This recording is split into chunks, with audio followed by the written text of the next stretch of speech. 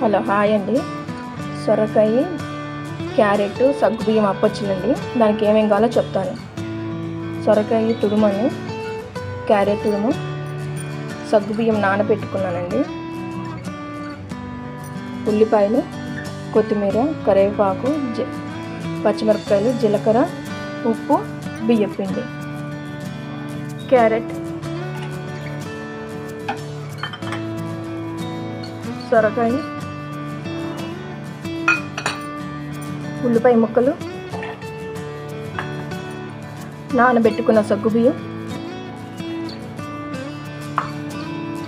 పచ్చిమిరపకాయలు, కొత్తిమీర, కరివేపాకు, తగినంత ఉప్పు, బియ్యపిండి.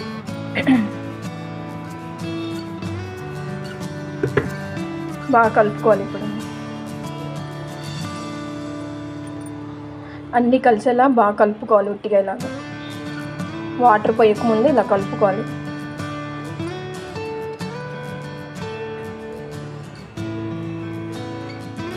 మొత్తం ఇలా కలిపేసుకున్నాం కదండి. ఇప్పుడు వాటర్ పోసుకొని కలుపుకోవాలి. ఎలా అంటే మన గారెపిండిలా కలుపుకోవాలి.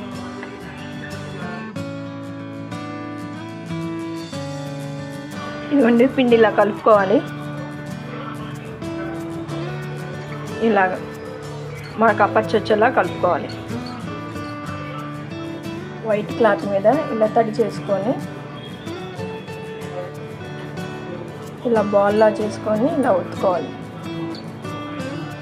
తడి చేసుకొని ఒత్తుకోవాలి. మందం కాదండి, మరి పచ్చ కాదు, మీడియంగా ఒత్తుకోవాలి.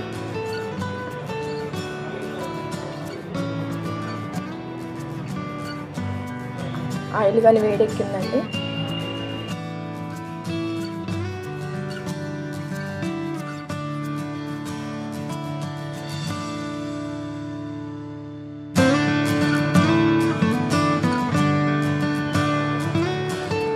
గోల్డ్ కలర్ వచ్చేదాకా కాల్చుకోవాలండి.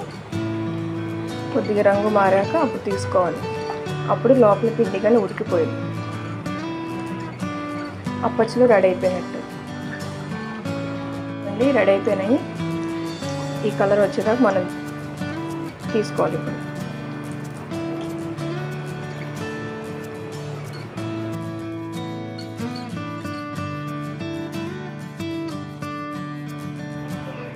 క్యారెట్, సొరకాయ, సగ్గుబియ్యం అప్పచ్చులండి రెడీ అయిపోయినాయండి.